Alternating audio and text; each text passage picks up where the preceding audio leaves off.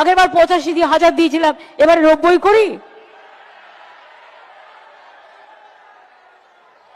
আচ্ছা দেখি কোন কারা কি চায়। 90, 95, 1, ওকে 1,10,000।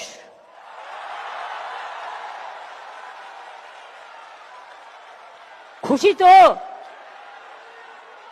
পুজোটা যেন খুশিতে ভরপুর থাকে। সরকার তো জনগণের নয়, একটা বিশেষ ধর্মের সরকার হিসাবে পরিচয় দিচ্ছে। না হয় বলুন, দীঘাতে মন্দির তৈরি হলো রাজকোষের টাকা থেকে, যেটা সম্পূর্ণ সংবিধান বিরোধী একটা।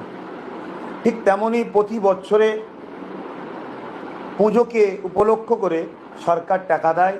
আমি জানি না হিন্দু ভাইয়েরা এটাকে খুশি নজরে নিয়ে ওই টাকাতে তারা তাদের ধর্ম করবে কিনা, তবে আমার ধর্মে এই সমস্ত কিছু সিস্টেম নাই, কোনো অবৈধ হারাম চলবে না। হিন্দু ভাইদের কি সিস্টেম আছে আমি তাদের ধর্মের বিষয়ে ঢুকতে চাইছি না, কেন ধর্মের বিষয়ে কথা বলাটা আমার ইসলামও নিষেধ করেছে।